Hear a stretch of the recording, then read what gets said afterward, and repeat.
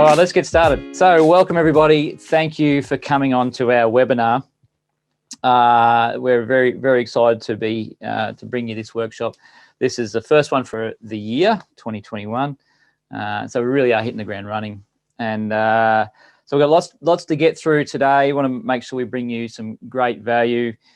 So just while we're waiting for everyone to come on, now is the time to grab your drink of water, fill up your coffee, and let's just get kicked off. All right. So we're gonna make sure we get some engagement, I hope, from you, and you get involved. So it's going to be a few stick and thumbs up and different things like that as we go through. So if you're ready to go, let's get started. Make sure you know where the chat is, and just give us a thumbs up if you're ready to roll.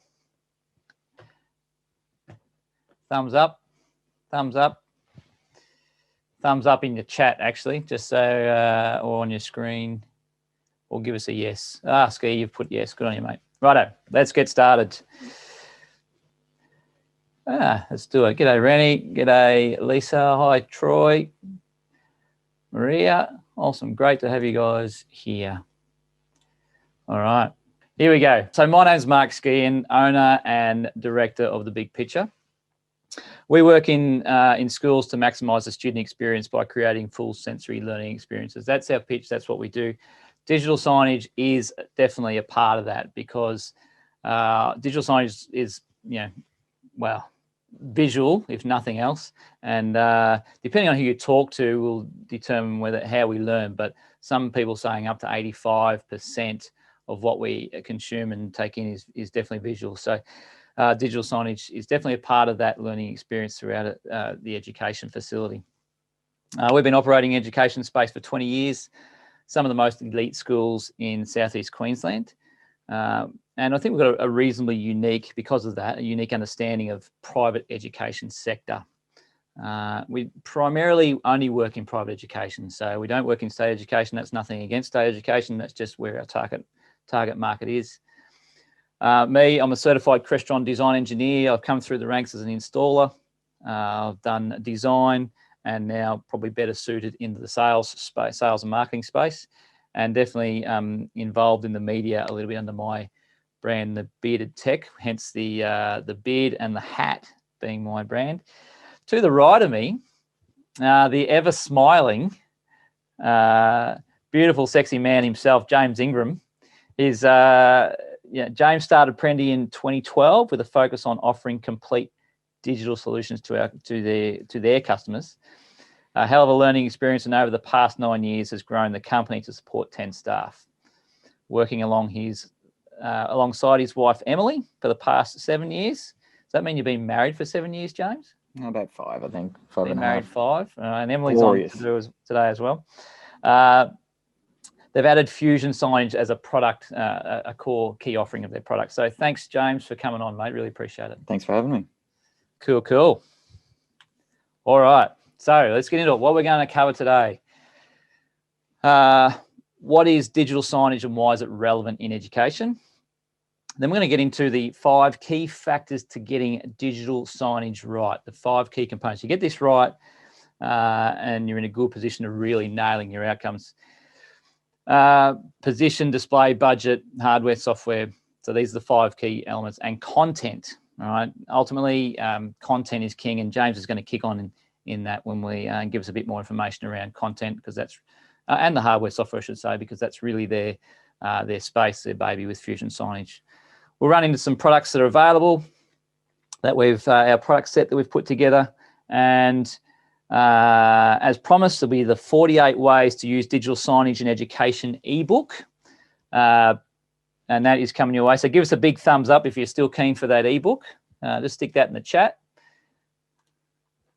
Yep. Thumbs up. Let's do it. Righto. Great stuff. And lastly, grab a pen and paper, because you're going to need to write. I hope we're going to give you some information. You're going to need to write a few things down. So let's get cracking. All right. What is digital signage? Now, this is hopefully not death by PowerPoint, right? I'm going to read a little bit of this and then elaborate. So if you ask Wikipedia, this is what Wikipedia says about digital signage, okay? A sub-segment of signage. Digital signs use technology such as LCD, LED projection to display content, video, websites, weather data, blah, blah, blah. Okay, it can be all found. The important part here is they can be found all around us in public spaces, schools, transportation systems, museums, stadiums, retail stores, restaurants, all that stuff that you can see on the screen. If you ask me, I would say, because part of what I do, hopefully, is to simplify things. Digital signage is a digital display that shows multimedia for content message delivery. All right, and ultimately, this is around getting your message to your audience, however that might be. And ultimately, that's what digital signage is. All right, why is it important in education? It offers, and we're really comparing this to traditional signage, paper signage, and different things. So it offers higher engagement. Now, one of the statistics is that I've come across is that we as people have shorter attention spans now than we did 5 years ago or 10 years ago. All right, and then we've seen a 25% drop in attention span due to the information overload of our world. So higher engagement allows, and using animations, we get higher engagement, and it's dropped from 12 seconds, our attention span, to 8 seconds. Right now, just hang on to that 8 seconds idea, because it could be an insight into giving you into how long you cycle between your messages. Right, it's not everything, but it's a good idea. Okay. It allows dynamic content of many messages over a short period, and dynamic is more engaging. So we can change messages on the fly. We can link to evacuation systems. We can give directions. That's also called wayfinding. And in other out of context or out of the box, you can add audio into a space where it's practical and you can hear it. So you'd really only add audio into a scenario where you might have a museum or something like that within your school space, where you're trying to show some different things that, or walk people through your museum, or a timeline of history of your school. All right, return on investment over a longer period versus paper. So consider, for example, the cost in time, resources, and money that goes into printing and changing all paper signage throughout your campus. All right. Digital signage not only eliminates this step, but it also allows a message to be even more engaging and creative in its promotion. Needless to say, as well, the paper that goes running through when it comes off the pin board or off the wall and different things like that, and that environmental factor. It's relevant to the times. So for kids now, digital signage, it's not new, actually. It's what's expected. All our kids have grown up on devices, electronic devices. It's what's relevant, all right? It's not the bright lights of big cities of New York and Las Vegas that we've seen in the past that have it. It's everywhere, and kids are accustomed to seeing it. Even you go to the shopping center and you've got it everywhere. Mostly, you've got big digital signs. You've got signs in retail spaces. Real estates have them. And certainly schools are certainly adopting them for their ability to deploy from one location from their desk, and the return on investment is definitely high. So opportunities for kids to get involved. Plenty of opportunity with digital media subjects for kids to get involved and let their creative side go crazy. So I think this is really a missed opportunity at this point. I'm not seeing a lot of schools that are getting their digital media departments involved in this, in creating that content, but it's definitely an opportunity there, and just looks better, right? This is about raising your profile, so it doesn't fade. You can offer multiple messages if the content's done well with Fusion, and James will run you through this shortly. It looks much more professional, which ultimately raises your profile, which parents do see. All right, I can't tell you how many conversations I have with parents about their schools, and they say, for what I'm paying they really need to do their technology better, right? With digital signage front and center, it's a great way to start to make your technology tangible to parents, right? Because in schools' defense, they may be doing technology really well, but the parents just can't see it. So this is about raising your profile. James, have you got anything to add to that? I mean, that's a really good overview. I think one of the main things, oh, I just went highlighted, that's good. One of the main things is just the immediacy of content. So being able to react in real time, update content and have it immediately updated is, you know, one of the biggest things that we're seeing a lot of our customers have. It's all well and good, you can plan it in advance, but as you said with print, you know, having it on the wall, you can't easily replace that content. So being able to respond quickly with either dynamic content or you know, animated or static content is truly powerful. Yeah, absolutely. All right. Any questions on that one? Can I get a thumbs up from everybody if we're right to keep moving and all that made sense?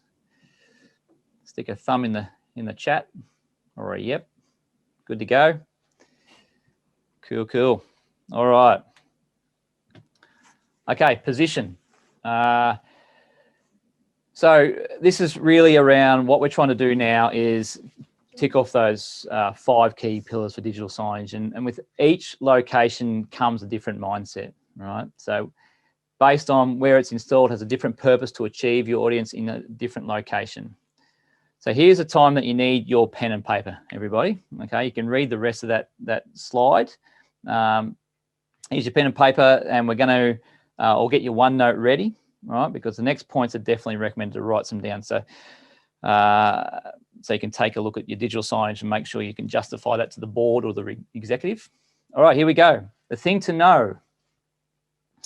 Why are we placing a screen, enter your location here, and what do we want to achieve? Okay, so the thing to know is, what do you want to offer? And clarity of thinking here is important before you talk to anyone about this. Make sure you're clear on what you're trying to achieve and what you want to offer. So for tuck shop menus, it might be a simple one, right? Right beside the tuck shop, you put a tuck shop menu. But it also may be a really good, important, really good opportunity to put an important message about health, okay, and healthy meal options, right? Just to break that monotony up. Hallways, you may have some timetabling messages or room changes. There's not much point putting a tuck shop menu in the hallway, but you might actually promote a healthy meal option in the hallway that you can get at the tuck shop. All right, does that make sense? And at the same time, you wouldn't put a promotional school video in a space where parents and visitors might not see it, right? So for that, you might put that in a reception, not so much in the hallway. All right. So who will see it? Is it all kids? Is it a set cohort? Is it teachers only? All right? This is an important to help shape your content, because as I said, content definitely is what makes digital signage come alive. And a few things to consider. Obviously, the average attention span has dropped, as I said, from 12 seconds to 8 seconds. Waiting for digital signage to change is almost like watching the kettle boil. All right. It just seems to take longer if you're looking at it. So you walk into the kettle, you flick it on, you stand there and you go, boil, boil, boil, boil. It seems to take forever. You walk away, you flick the kettle on, you walk away.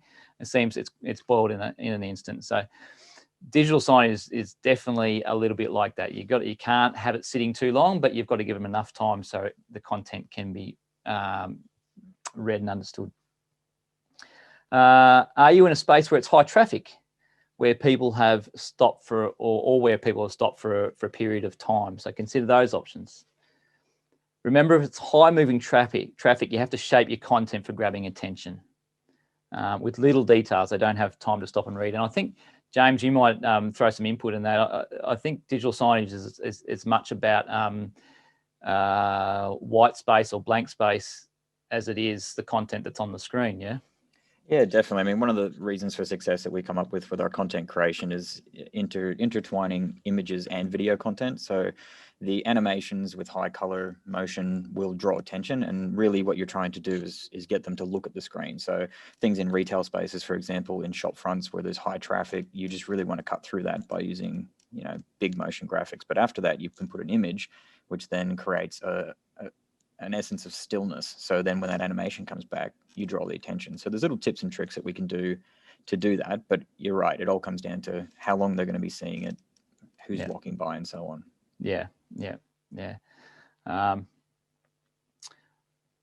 And that'll also help you determine how much content you cycle through at once too, as well. So for high traffic, where people will be on a small glimpse and then they're gone, it's important. But it's important information. You might only cycle through a very small amount of content, so they have a chance of seeing it more often. So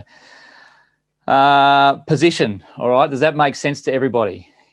Thumbs up, yes. Stick us in the chat.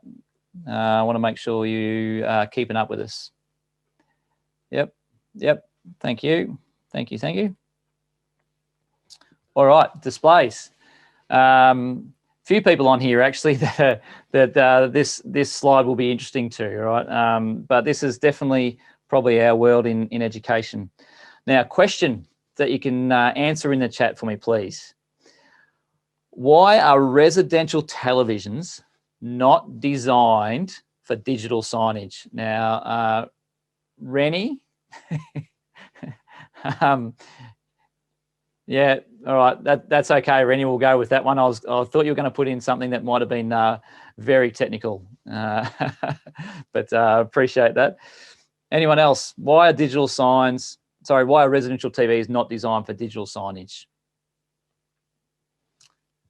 Anyone? Throw some more things in there. Can't be portrait. Oh, good, James. Oh, you might know something about this. All right. Not designed to be on 24/7. No commercial warranty. Heat management. Oh, all fantastic answers from the panelists. No auto on-off time. Great. So all very true. All very true. So they're not designed to be used 24 hours a day. All right. They can suffer from image retention issues, color fade. Digital signage displays use commercial-grade LCD panels specifically designed for constant use, right? These displays run with little to no downtime. Often include cooling fans, extra ventilation to ensure the screens operate within their optimum temperature window. Too bulky. Yeah, designed to watch landscape. That's a fair call. The bulky thing is definitely right, Brad, in that certainly if you are trying to turn them portrait, and that is because most residential TVs have a speaker at the bottom, and you turn it portrait and it definitely just does not look right. All right. So digital signage displays rarely feature brand logos, and they use a sleek, professional and elegant design, thin bezels. Rennie, you might be able to just throw in the chat here. Last I checked, the bezel width on a video wall panel was down to 0.88, I think it was, or 0.9 of a millimeter. Further than that, 0.44, look at that. So that puts us at 0.88 from screen to screen. Image to image, is that correct? So they're getting, the technology is definitely bezel to bezel, yeah. So technology is definitely going forward in this, right? And you have no room to put a logo or a brand. And remember, the purpose of digital signage is to increase the awareness of your brand more so, not that of the manufacturer. All right, so important considerations when it comes to digital signage. Getting this right will make sure you don't spend twice. Portrait or landscape, we've covered a little bit of that, but they won't turn portrait. Rarely have they mounting points to even mount them that way. And they're definitely shaped, right, to run the landscape. Even if you can turn the content, they just look stupid. They look really, really bad.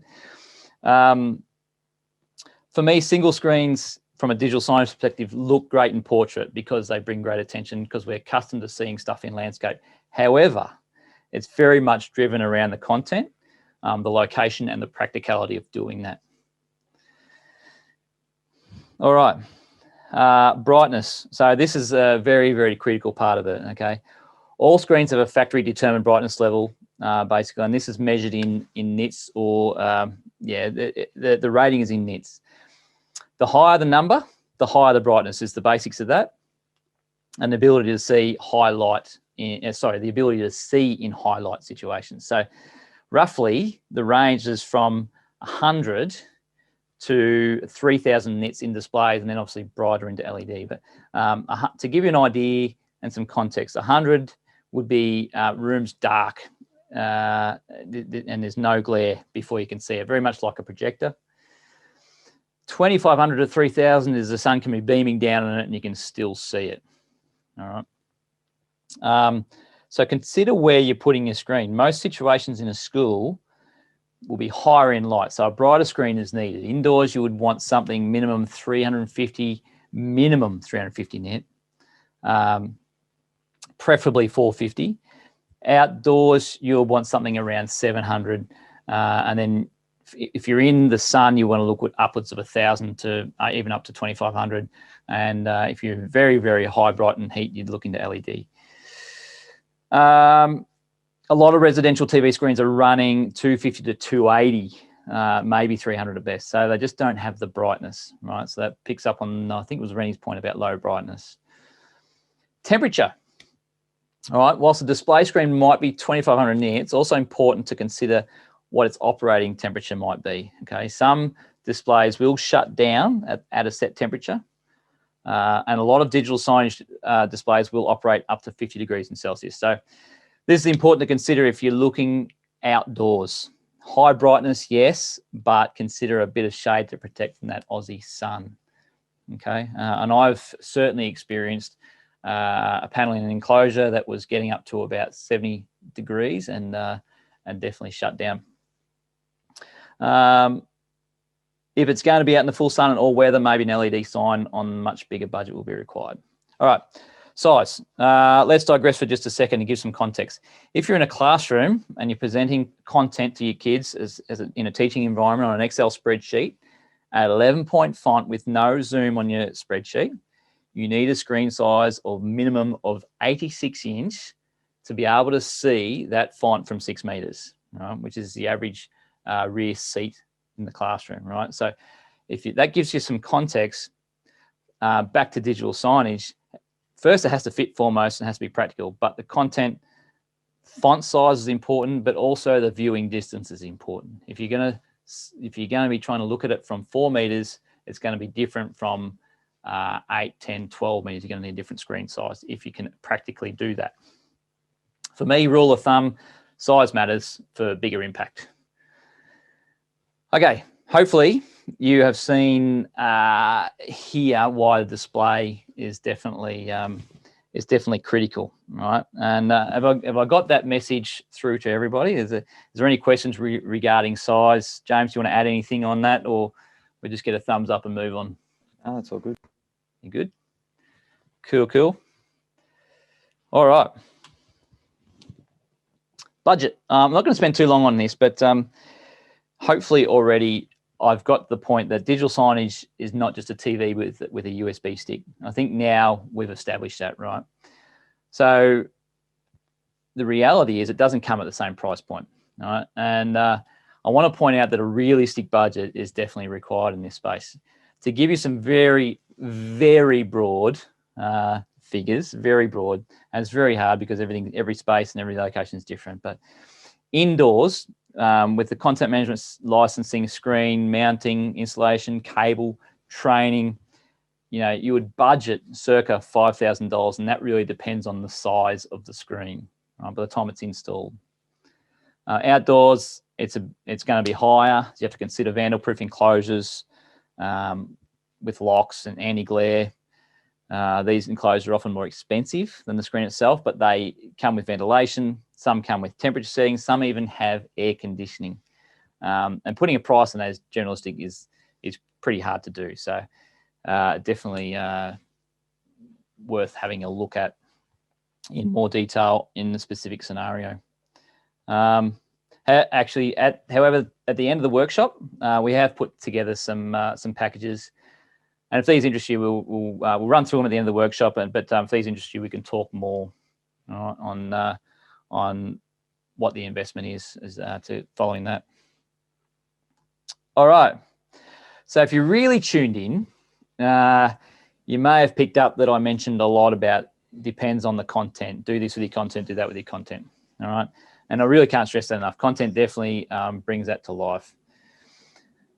because of lack of updating content, because it's hard, or because simply lack of the actual content itself or content ideas. Now we've got the ebook that's we're going to stick in at the end, 48 content ideas, 48 ways to use digital signage in education. Fusion fixes a lot of your problems, and the beautiful thing about Fusion, and this is that simplicity that we promised on the title of that of the webinar. You don't need to be a technical guru to publish content. So I don't want to steal the limelight on James's beautiful 3-day growth. Okay. Looks perfect on true to the photo. The kingpin himself of Fusion Signage, James is going to take us through the signage hardware and make sure the software, and more so show you the software and show you just how easy it is. So I'm going to flick it over to you, James. Thanks, buddy, and get amongst it. Can you go to that next slide for me? Just I've got a couple of points. Oh, indeed. And get my ugly mug off the face. Nico, you might just have to pin back mine. Yeah, there you go. There you go. Perfect. Thanks, Mark. That was great so far. I think one of the biggest things that comes out of that is, I mean, hardware is so dependent on your situation, and getting a professional to help you with that process is where you're going to get the biggest success. Now, we started Prendy 9 years ago, as I said at the beginning, and we supplied all forms of solutions, content management systems, hardware solutions. And what we found is that most of our customers, after we deployed them, we'd be giving them this U-Butte solution, give them a content management system, and they have no idea how to use it, because we'd hand them a 100-page manual and say, good luck. We could use it because we, knew what we were doing. It was in our industry. We did the training courses, but the reality was most of our customers, either receptionists or, working in a marketing department, really couldn't figure out the technical know-how in order to get an image or a video to their screen. So the reality is that they weren't updating their content, which means they weren't getting value out of it, which means the whole solution just kind of fell over. So fast forward, 4 or 5 years, we started looking into building our own solution that really took everything out of it that our customers weren't using and give it to them at a cost-effective rate. So we simplified a solution. We made it to half to a third of the price of all of our competitors on the market, which removed the barrier to entry, which was, hardware is expensive-ish for a commercial grade screen, but we wanted the software to not be prohibitive or not be, as much as the screen over a 3-year period. So Fusion Signage really has been developed over the past 3 and a bit years now, based on feedback from our customers and using it and talking with people and doing onboardings to have a very simplistic, follow the linear platform in order to get your content updated on the screen. So instead of me talking about it, I'm just going to share my screen and give you a quick demonstration of it. And I'd love any questions or anything that you can think of as we're doing it. Let me just share now. Cool. So you can see my screen, I assume so. Yeah, mate, we got it. Yeah, we can see Awesome. that. Great, thanks. So this is Fusion Signage. So once you've logged in, this is what you'll see. You're greeted with, the overview that shows you how much storage, how many licenses, your bandwidth, your screens, and the latest kind of content that's been uploaded into your account. So it just gives you a nice little snapshot of your network and what you need to do. Fusion was built originally just based on the fact that you would have your own media content. So we didn't have a template editor or content creator. However, I will show you something that is being launched next week that is very, very exciting, and explain a bit more about why we're doing that. So on the left, you've got our menu. So this is cloud-based, so you can log in from any browser from anywhere on the planet to manage your network in real time. As long as your screens are online, you can change content, and it takes about 40 seconds for the applications to actually reach back to the server and do it. So it's almost instantaneous. So on the left, you've got your little linear menus over here. So you've got your media, which is just all your images and video content, playlists, which is an accumulation of that content, schedules, which is an accumulation of playlists, and then screens, which is your network. The templates I'll go into in a little bit more detail in a minute. So media library is literally that. It's just a collection of folders that you can create yourself. You can add subfolders to, you can add media folders, you can add content to it from images, videos, websites, and even our zone editor. Getting content in is as simple as finding your images and video content and dragging it into the folder, which will then upload it in real time. Of course, I'll put some videos on. There we go. It'll process it, and they're in your media library ready to go. From here, it'll show you a bunch of information about those files. So it gives you the file name, the resolution of the content, the file size, the type, when it was uploaded. And if you mouse over it, it'll give you a little preview of what that is. You can see what it is in real time.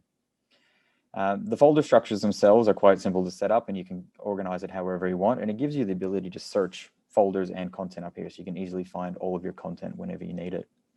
One of the useful functions that we've added in more recently on our Pro tier license is, and we'll get into it a bit more detail in the playlists, but a few of our customers had a single piece of content across 20 or 30 different playlists. In order to update that, they had to go through each of those playlists and replace it. But we've added in more recently this ability to replace content. So say this is across 100 different screens, across 100 different playlists, and you made one change to a video, you want to swap it out. You can click on the replace, select the new file that you want, press next, and then replace all across your network. So very simple, very quick to update content in real time. So this could go for having single promos or menu boards, really quick and really efficient. The next list over here is your playlist. So once you've uploaded some content, maybe you've created it in After Effects, you've got a creative agency, or you have some images that you want to put in, it's about getting it onto your screen. So the playlists can be created by clicking the Add Playlist button up here, and you just create a new playlist. I'll just go into one that we've created before, and this could just have some images and video content in here. It follows a linear pathway, so it starts at the top and it just works its way down to the bottom, and it rotates 24 hours a day, 7 days a week. Adding content in is as simple as clicking the Add Content button, and you'll have a media folder selector over here. From here, you can browse through all of your media. You can select the folders that you want to, or you can search, and you can just click the files that you want, find some images, and add them in. If it's an image, a template, or a website, you can set a duration on it, saying I want it to be 15 seconds. If you want this to play multiple times, you can actually duplicate it, drag it up and down, and move it around. If you don't want a file in there, you've got two options. You can delete it, or you can just disable it, which means it won't play on the screen, but you can leave it in there if you want to re-enable it later on in the future. The host has spotlighted your video for everyone. Okay, I'll ignore that. You can still see my screen. Yeah, cool. Yeah, mate. Yep, awesome. You're good. Cool. So one of the more powerful features available on our advanced and pro tier license is scheduling. So being able to change content based on time of day is where digital signage really has power. If you think putting a poster up, it's going to be the same until you take it down and replace it. Digital signage obviously allows you to change the content through a playlist, and it'll just kind of keep rotating and rotating. But if you have a piece of content that you specifically want to play on Friday afternoons, for example, you can click on our content level scheduling button here, add a schedule in, turn off all the days that you don't want, and say, I want this to play at 3 p.m. until midnight, for example. You can further say, I only want this to be valid for the month of February. And likewise, you can set up a second schedule that says, oh, I want this to also play Monday, Tuesday, Wednesday at a different time. Once you apply that, that piece of content will only display at those times. So it's really powerful if you know that you have certain events or certain pieces of content that you want to only display at specific days of the week or for a specific period of time. One of the other functions that we can do within this playlist is add a whole playlist of content. So if you've created a whole nother playlist, like an Easter specials, or you've got multiple multi-playlist portrait content, you can add a whole playlist of content in here. And this allows you to essentially put multiple playlists on the same screen. You can use that same content scheduling function in order to say when you want those playlists playing. So it adds a lot more control over all of the content that you want to play at any given time. Once you've created the playlist, simply press publish, and at the top, it'll show you your entire network. So this is currently assigned to a couple of screens. If you want to add it to another screen, say the teacher's lounge, for example, you can do that and say you want to remove it from there. It'll show you any of the schedules that'll get updated, which I'll show you in a second. And then hit publish, that content will be live on the screen within about 40 seconds. So a very quick way to manage your network if you've got playlists already assigned on screens. You can literally just come in, delete a few items, press publish, and away you go. One neat function that we've added in is the ability to drag and drop files into your media library directly within this playlist. So instead of having to go back to the media, select a folder, upload it, come back to your playlist and add it in, it literally allows you to select the files from your computer directly from here. And likewise, you can put it into a specific folder here as well. So it makes content management very quick. And I think we've got a video that shows how you can upload content, have it in a playlist and schedule it on your screen in about a minute, which is a pretty good claim to fame. Moving on to the schedules. Schedules is the old way that we used to do our content scheduling. So for example, a standard kind of menu board layout would be this playlist plays in the morning, this playlist plays at lunchtime, and this playlist plays in the evening. This allows you to ensure that the content that's playing on your screen is from a calendar point of view, displaying as you need it. We are having some discussions with some of our education clients about creating this not as a schedule in terms of days of the week, but instead allowing it to have a template, a timetable. So you could instead create a timetable based on period 1, 2, 3, and recess, and then scheduling content to those periods. So I'd love some feedback on that, or if anybody's looking to do that kind of scheduling, that would be really helpful to have a chat about. Anyway, so the types of schedules that you can do can get quite detailed, and this is where you can start to plan your week around the content that you want to play. So this is an example where you've got different things on the weekend. Say you've got sporting events or cultural events on the weekends versus something in the morning or something in the afternoon.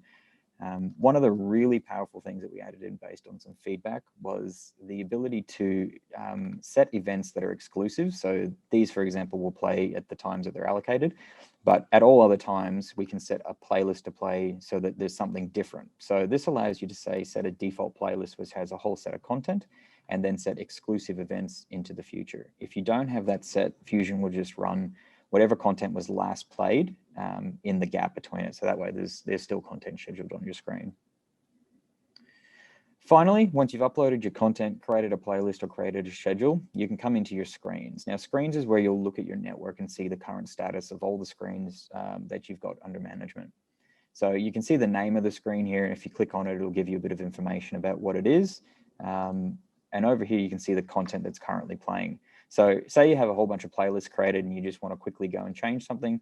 The easiest way is to come in, find the screen that you want, select the playlist toggle here, and then go playlists, schedules, or interactive is our new touchscreen functionality. So that's, I can get into that in a bit more detail if anybody's interested. But selecting the two toggles here will give you the full list of all your content, and then you can select the new content and press submit. And then again, as long as the screen's online, about 40 seconds it'll take to poll the server and find that new content. Speaking of online, this column here is very, very important. These are just some dummy screens. I do actually have one that is a live screen in here just for showing the purpose. But if it does say that it's offline, we do have a help guide on that, but it's typically the internet connection isn't currently active or the screen is turned off. That's typically the reasons why they're online. So it's best to check with your IT department to make sure that's still connected. If it is online, which it is most of the time, you can actually click on it and you can see a 14-day history of what's happened with this screen or media player. This means that you can see, okay, it went here and then at 8 a.m. it turned off and then it's been back on, and this will be days as well. So if it's really sporadic, it may be that if it's on Wi-Fi, that the internet connection is dropping in and out. We always recommend, and Mark can back me up on this, always recommend hardwiring media players and screens whenever possible, just for more stability. But it's up to you and depends on the location that you can get to. Further to that, what we've built in more recently is the ability to send a notification if your screen does go offline. So this is really powerful so that you can be proactive about it. And it's simply as easy as clicking on a screen, pressing a screen notification toggle, and then saying, if it goes offline for even 10 minutes, send me an email. One of the powerful things that we've added in addition to that is saying, if it's meant to be on, say Monday to Friday between 8 a.m. and 5 p.m., but after that you've got it scheduled to turn off, only send me an email if it's on, it turns off during this period. So that means your peak times can definitely be notified, but if it's a Saturday and it's meant to be off, you don't have to worry about it. You can add multiple schedules as well if you want specifics on Saturday and Sunday, but it gives you a lot of control over knowing that your screen's online at those critical times. Keep in mind that online doesn't necessarily mean that the screen's offline doesn't mean the screen's necessarily off, because the content is cached on the screen. It just means that you won't be able to update the content until it comes back online. Further to that, you can see when it was last updated. So you can see I pushed some content to this screen 4 minutes ago. It's been updated 6 months ago. And then you've got the application version over here. Another piece of functionality on our advanced license is the ability to group content. So say you have 100 screens and they've all got exactly the same content on it. You could put all 100 screens into this bucket. You can create any kind of group that you want. And then updating all 100 screens at the same time is as easy as clicking on this and doing it exactly the same way and pressing submit. So as long as they're all online, you've just updated 100 screens in real time.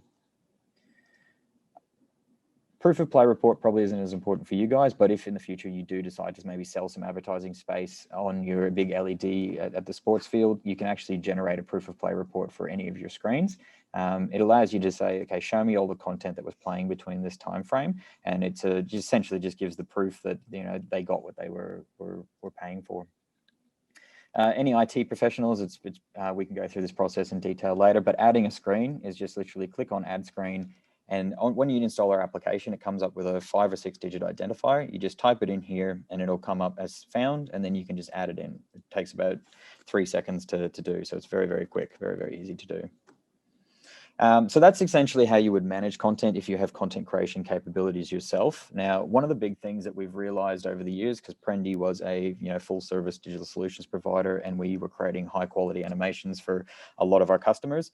But the reality is that high quality animations are great and they definitely are more engaging. However, there's a cost associated with that. And most of our customers can't afford ongoing costs of $1,000 per animation, because it is just a fixed animation. It's great for things like logos or high impact that you're going to use year on year. So it's always good to have some form of animation. However, we wanted to provide a service or a tool that allowed content creation within the platform. So that's come in the form of our template gallery. So the template gallery is the first iteration of it. And it allows you to select from pre-built templates. Now, there would be a cost associated with purchasing some of these templates. However, what we've also enabled is the ability to create your own content. So getting content up off the ground is one of the most difficult things. And if it's not easy to do, you won't update your screen. Your screen won't be relevant. So this is where content creation becomes very, very important. So our editor, which will be released as of next week, I believe, and it's available for any license holder. You will have access to this, so you can go in and create it, is very simple. So this is something I literally just created this morning, and I can show you how I did that just quickly. So clicking on this template, coming in, it basically just gives you an empty field. What you can do is you can set the background. Now, if you don't have an image yourself, we've actually tied this into Unsplash. Now, Unsplash has access to over 1 million stock images. If you type in education, for example, it will search through all these professional photos, click use on template, and it'll insert it directly into that template. From there, if I replicate what I had before, what I would do is go in, create a shape, for example, at about 45 degrees, make it a bit bigger, move it over to the side, make it, the little toggle at the top, make it white, copy it, paste it, move it in, make it a nice red color, shake it there, put a text field in,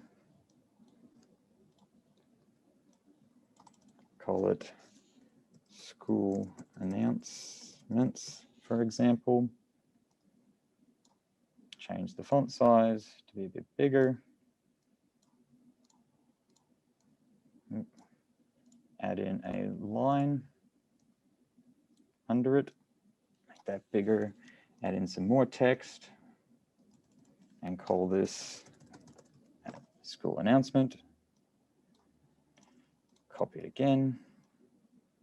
And you can obviously freely type in any of the text that you would want. Oops, yeah, I was going to do that.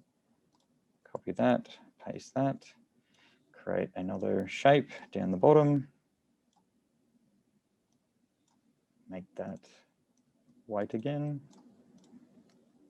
Make a new text box. So you can see how easy this is, just going in, creating it for yourself exactly however you need. So you can make your text over here. So something as simple as that was very, very simple to do. We are working on animations at the moment, so you can do things like fade-ins and transitions. So instead of creating these potentially expensive, high-quality animations, you can actually do some basic transitions and fades here, which is exceptionally powerful. You can put things like HTML code in as well. So we are looking at advanced integrations like tying it into other systems so you can have dynamic text fields. We do have a lot of ideas for this, so we would love some feedback once this goes live. But you can see how simple this content is. So once you're ready to save it, you just literally come up and give it a name. So school announcements, save it as a media folder, into a media folder, and you're ready to put it on your screen. So beyond that, This template gallery will obviously be available to you as well. If you want to say, look, I love the look of this template, for example, I would love to purchase that. And then from there, you can make all your own tweaks to it, and away you go, change all your images and so on and so forth, add your logos in. But you can use that as a baseline if you don't have the time to go in and create your own content in real time. So this signs off on, I guess, creating content within the platform. And beyond that, as I kind of mentioned, animations and motion graphics is where you get your best kind of engagement and interaction. So if you don't have access to a creative agency in these regards, we're more than happy to help, have that conversation. And we do have heaps of content examples that we can show you, which, for example, this is one that we did for the Springfield Anglican College with Mark and the guys at the Big Picture. So we can turn things like images into these high impact and really quite beautiful animations, which can be used all year round if you need it. That's pretty much the end of the demonstration around, I guess, the Fusion Signage platform. In terms of hardware and media players, it can run on pretty much anything. We support Android, we support WebOS, Tizen, we support Windows, Linux, Mac. It's really open-ended, so you're never locked to one platform. But yeah, love to have a conversation with anybody if there's anything else. Thanks, James. And so just quickly, one of the things you were looking for some feedback on was the scheduler to school timetables. Correct. Just in the chat, is there anyone that can offer a bit of info or offer some insight into that as to whether that would be beneficial or not? So if you can throw that in the chat, if you think that would be beneficial, give us a yes or a thumbs up. That would be great. Or a my oath, mate. That'd be awesome. Yeah. All right. So let's kick on. You right, James? Yeah. I mean, if I need to explain that in a little bit more detail, I can, and maybe I'll just give it a quick 1 more minute. Essentially, it would allow you as an admin to build a timetable around your school. So you could set up your own completely independent, that we have period 1 between this time and this time, period 2, period 3, and so on and so forth. So instead of seeing days of the week and hours of the day, when you go to publish content, it would be, I want to publish it to period 1, 2, 3, 4 on days such and such. Beyond that, the template editor as well, we're looking to add the control for admins to be able to create pre-built templates, obviously through that editor, but then offer it to teachers and potentially even students that they can go in within the confines of that. We completely lock it down, and then they can type in their text, change all their images, and then press send for approval, which would then go to your admins and then allow you to, I guess, pre-approve that before it goes out, spell check it, so on and so forth. So it gives control back, like you were mentioning, Mark, earlier, about students, publishing content directly to the screens, as long as it's being approved. Yeah, absolutely. Yeah, I think that's a good one, Pete, as well. It would be great for customizing info to each age group, especially if they're on different bell schedules and different things like that. So you could definitely customize that to suit that. That'd be awesome. All right. So we've gone through a lot of stuff so far. What we've done is explain a lot of all the key components for the software as well, and we've tried to make, going on here, we've got the EduSign range of products. So we have tried to make it easy and simple for schools to deploy. What's sometimes very simple to ask, because we do this all the time, it can be a bit overwhelming to put all these pieces together, right? So EduSign is the Big Picture's latest product solution offering, okay, which includes obviously Fusion Signage, to make it simpler when you're considering digital signage throughout your school. It's based on many years' experience delivering digital signage into education, and what is actually practical and simple, because simple is best. The old KISS principle definitely applies. So I'm not going to run through. I'm going to run through the products. I'm not going to run through much. Going to run through the pricing today. For people who want to know more, we'll give you away at the end of the workshop, and we can organise a time to catch up. All right, EduSign Mini. Ultimately, this is a 10-inch screen, really around usage for class numbering. So no more worrying about name changes and numberings in your classrooms. You can just set it up at the start of the year and change it through the year, or even notify if there's been a change of class. So this might be Mr. Smith's room for the year. However, Mr. Smith needs to go to the library. So you could just put a little sign, a little notification on this sign and say it's now in the library. Runs off PoE, just need a data point, and the EduSign Mini product solution and you've got everything you need. EduSign Indoor, key highlights here, 500 nit screen, nice and bright, 178-degree view angle, available in 55 or 65-inch, comes with all the licensing, installation, just need to choose your size and away you go. All right, EduSign Wall. So that image in the top left there is actually something we've deployed, and I think Gemma's on. This was in an Anglican school in Toowoomba. It's a video wall. It's a 2x2.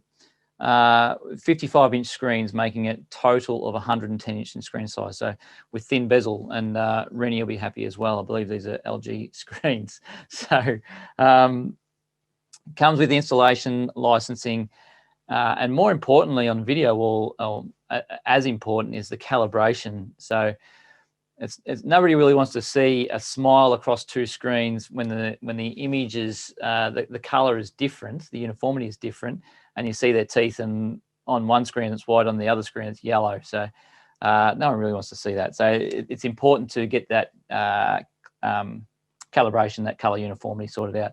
So this is ready to roll, the EduSign Wall. Yeah, Pete, you could add more than 4 screens. You could make it a 3x3. You could take it to a, now James will probably have some comments on this. You could take it to a 3x2. However, you've got some resolution stuff you need to deal with, and that's often easier to do a 3x3 or a 2x2 to keep the aspect ratio simple and easy. I think you'd agree with that, James. Yeah, definitely. I guess one of the biggest issues most customers have is they get really excited and they start putting screens in really weird configurations. But then what they realize is they have to create custom content for that. So like a 1x3 column is very difficult to create, custom content that doesn't look awful on. So we always try to say, keep it either portrait or landscape, and keep the same convention everywhere you go, because then it keeps your content creation to a minimum. Yeah, I couldn't agree more.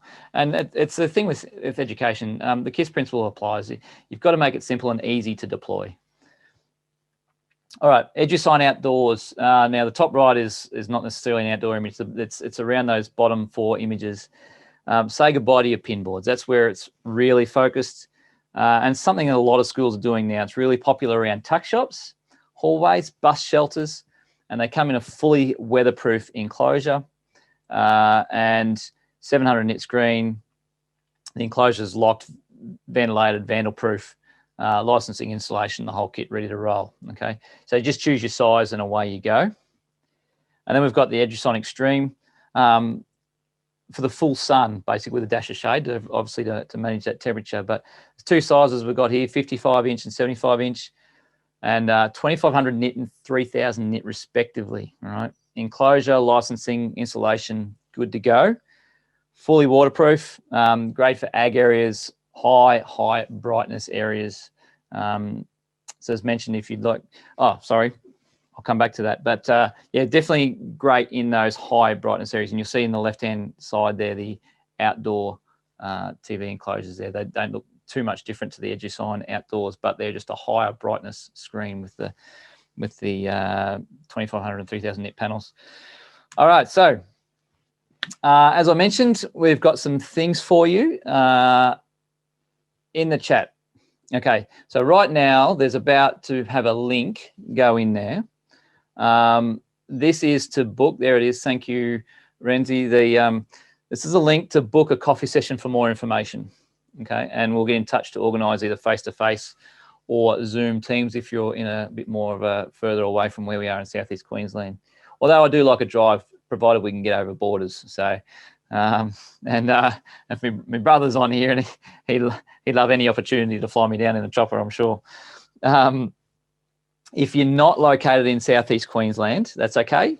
We can still help you. We have a network of people around the country that we can engage to facilitate the installation. So there's that link. Click on it now. Register for us to get in touch with you. All right. We've got some time. We've got time for. We've got a few minutes for some Q&A. We're just going to quickly rip through some Q&A. James, if you want to come and open your mic up. But is there any question in a Q&A you want to stick in the Q&A section, guys, or in the chat is okay as well. Hello. Anyone want to put some questions in there? Any Q&A? drop them in there now. Just a reminder that web form is in there to book a coffee session with us, and we can run through the pricing and get in touch with you and talk about your space and location that you want to put it. Obviously, all those packages come with the Fusion software licensing. 5 years, we've put that in for 5-year licensing, so you can manage your asset rollover. Any questions? No questions. How many screens can be added to one license? It is one screen per one license. So typically each device is independent, and we treat that based on the unique content. So if we do menu board layouts and you have a media player running multiple screens, it is one license per screen. But if you do a 2x2 video wall, 3x3 video wall running off of a single media player, like a single output, it would only be one license in that case. Yep. Yeah, cool. Well, not too many questions. What are the advantages of using system on chip with Fusion? Ooh, very nice. At all times, system on chip, which is essentially just a media player built into the screen itself, so much like any kind of smart TV that you would see at home that has Android, which you can watch Netflix and YouTube on.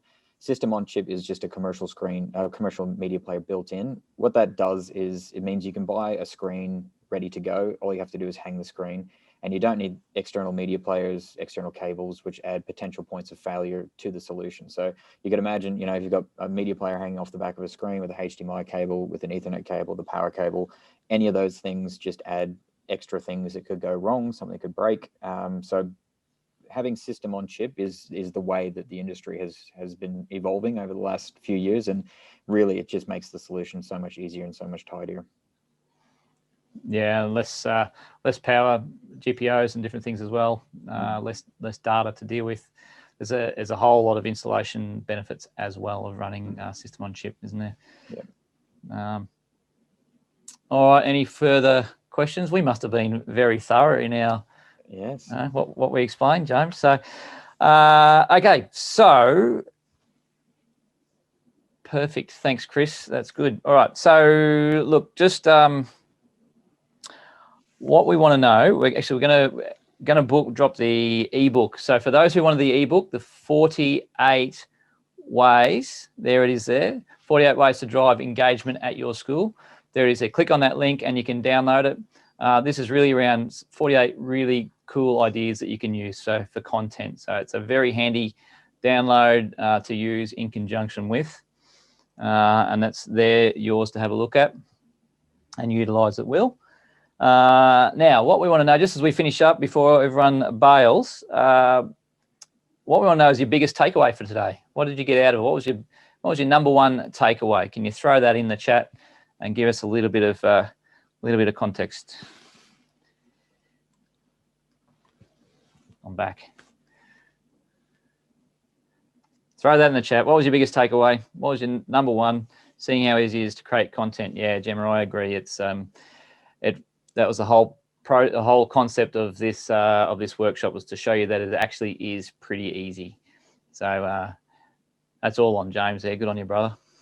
Well, I mean, that's the reason we did it, to be honest, because a lot of the other solutions were focusing more on the hardware, saying, look at all the specs and look how amazing this is and the brightness and all that. But the reality was, when they hand them the reins, they're just like, well, what do I do with this? Where's the content come from? So that's really good feedback, because you guys being able to go out and create content yourselves quickly, easy, and confidently means you're going to have so much content ready to go, which means you're going to get so much more value out of the screen, which just means digital signage is doing what it needs to do. So that's amazing.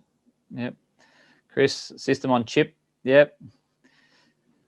How flexible the scheduling is too. Yeah, well done. And I think, Brad, how fast the offerings have. Yeah, the space has moved a lot, I think, in the last 2 to 3 years about simplicity and ease of deployment, especially with Fusion. I think you've been around for a few years now, and your whole goal is making it simple and easy. Yeah.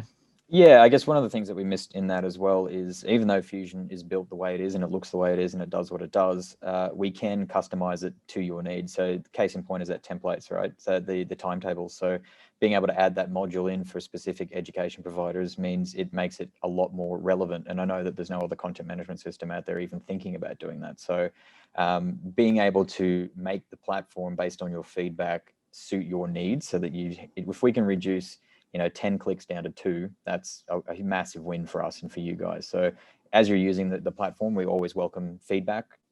Anything that you think, oh, I wish it did this, that's exactly how we've kind of built our platform to be as simple and as robust as it is at the moment. So nice one. All right. Thank you, everybody. So the following couple of days, you'll receive an email just for some feedback. We all want to make sure that we continue to get these webinars, workshops better, simpler, faster, more on point. So if you can take 30 seconds just to fill out the form and give us a bit of feedback, that would be awesome. That's a wrap. We're 3 minutes past due time, so we're pretty well on time. Sorry about the extra 3 minutes. So anyone that has to go, by all means, thank you so much for attending. There's one more question, Mark. There's one more question. Is the coffee session invite open-ended? I'm not in a position to investigate yet. Yes, at any point, just get in touch. Absolutely. Yep. No problem at all.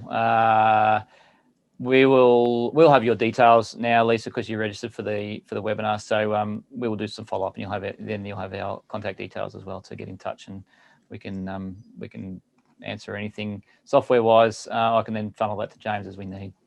So all good. All right, guys. Thank you so much for attending. Really appreciate it. Thanks again. Thanks, Troy. Thanks, Emily. Thanks, Jem. Thanks, you, Tim. Everyone. Thank you, James, as well, for coming in on and presenting and helping us show how easy it is to deploy digital signage. Anytime. All right, guys. Take care. Bye for now.